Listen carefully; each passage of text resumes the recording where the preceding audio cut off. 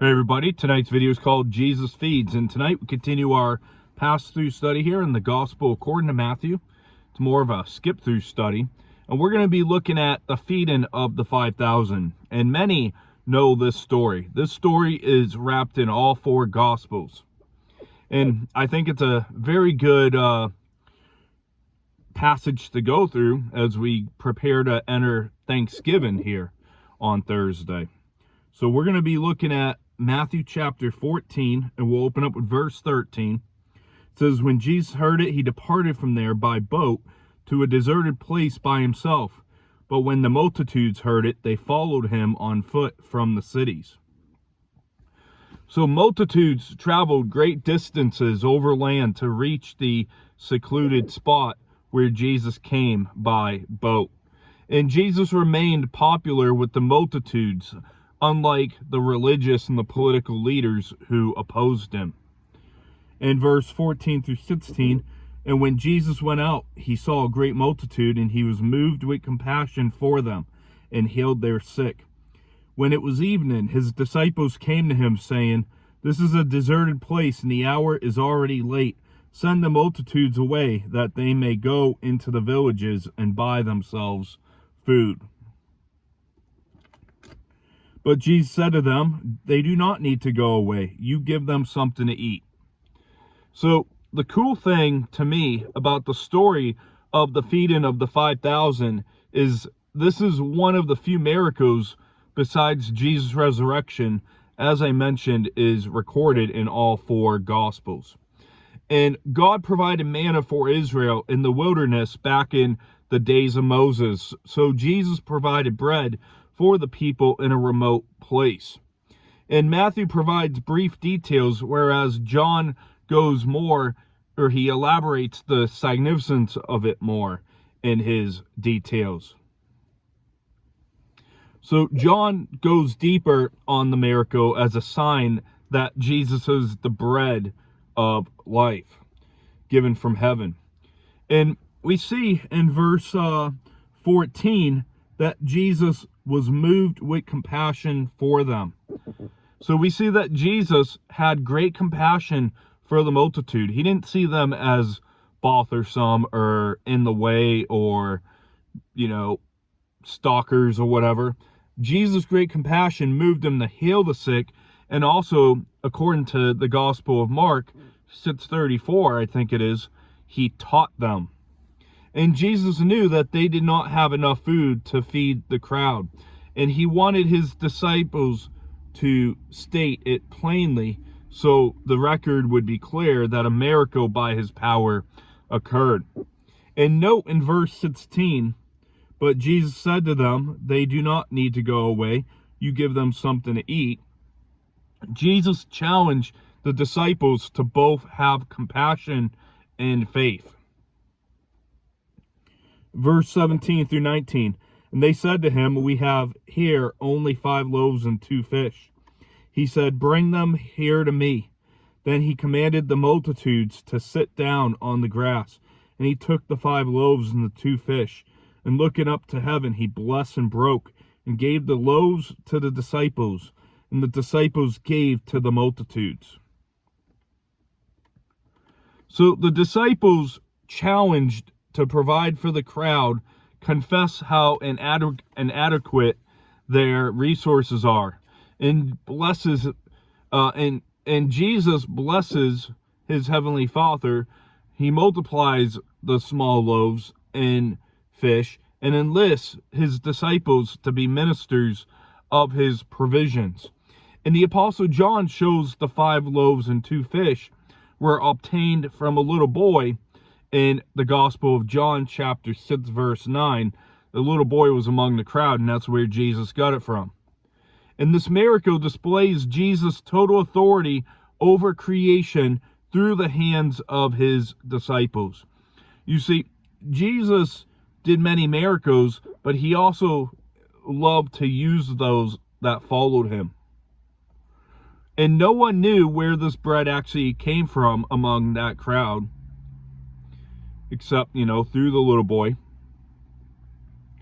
And Jesus shows that God can provide out of resources that we cannot see or perceive in any way. And sometimes, if we can't see how it's going to happen, it's harder for us to have faith. But sometimes we just got to have faith that God can do the impossible. And it's easier to have faith when we think we know how God might provide for us, but God often provides in unexpected and undiscoverable ways. And the bless in verse 19 in the Greek, it means to thank. And we are entering Thanksgiving here. Many of you are going to be traveling long distances, maybe short distances. Maybe you're opening up your home to provide a feast for loved ones and friends. And Jesus first paused to give thanks to the Father here in verse 19. Then he commanded the multitudes to sit down on the grass, and he took the 5 loaves and the 2 fish, and looking up to heaven, he blessed and broke and gave the loaves to the disciples, and the disciples gave to the multitudes. To bless in the Greek means to give thanks. And we see even in the next chapter, in the feeding of the 4,000, we're going to look at Mark 15 real quick.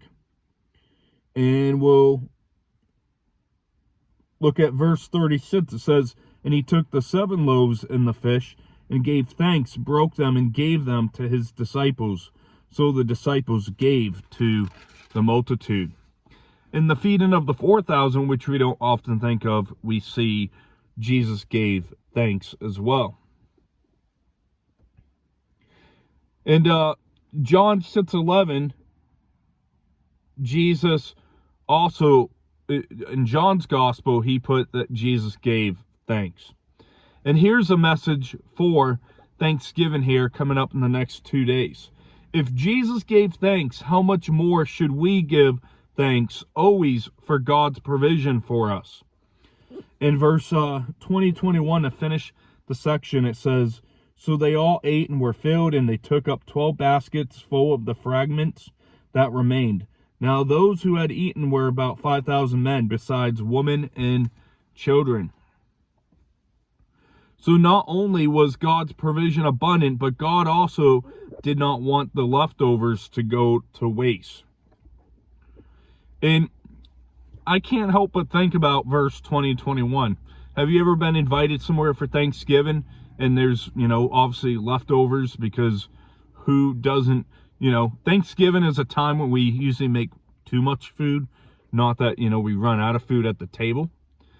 But the host doesn't want the food to go to waste, so they offer you to bring home, a doggy bag or a Ziploc container or a Ziploc baggies of food or whatever the case is. It just reminds me of Thanksgiving. And therefore, the disciples, the followers of Jesus, took measures to preserve what was left over. And one thing we need to realize about the 5,000 is it's speaking of 5,000 men alone. It's not including the number of women and children. So realistically, Jesus took the 5 loaves and the 2 fish and fed approximately believed to be up to 15 to 20,000 people.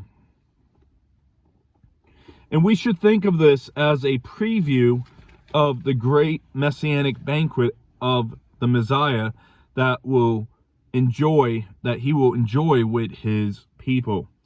And the feeding of the 5,000, if you get nothing out of it, we should take 3 points out of it. 3 important principles to take in regarding God's provision.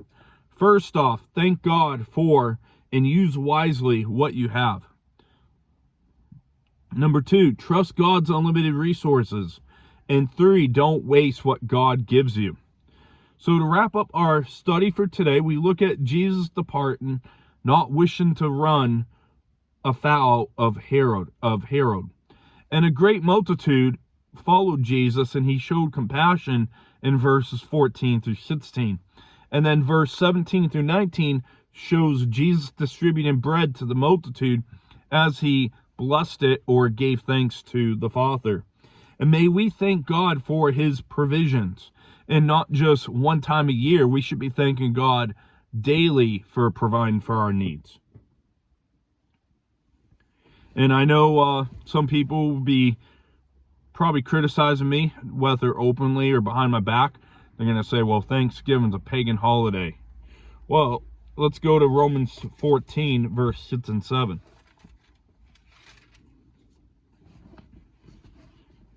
Romans 14, verse 6 and 7 says, he who observes the day observes it to the Lord, and he who does not observe the day to the Lord, he does not observe it.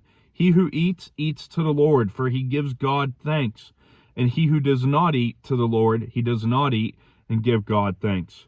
For none of us live to himself, and no one dies to himself. So we can spend a day in special focus of gratitude, and we can thank God for the things he does for us and what he's given us before the big feast. And personally, me, if you observe Thanksgiving, I hope that you enjoy blessed time with friends and family, because times are never guaranteed. You are not guaranteed next Thanksgiving with the people that are going to be at the table this Thursday with you. And we ought to enjoy the presence of others, as life is short and uncertain. And our section today ends with the multitudes are fed. And we'll look next at the Gentile showing her faith. So this is our last study before Thanksgiving, and our next one won't be till Saturday, Lord willing. So I want to wish you a happy Thanksgiving if you observe it. If not, just have another great Thursday. And at this point, as we close out, we are about halfway through our study in the gospel according to Matthew, as we're coming down to the end of 2025. So I hope that you have a great rest of your evening. Have a great, blessed next couple days. And Lord willing, we'll see you back Saturday.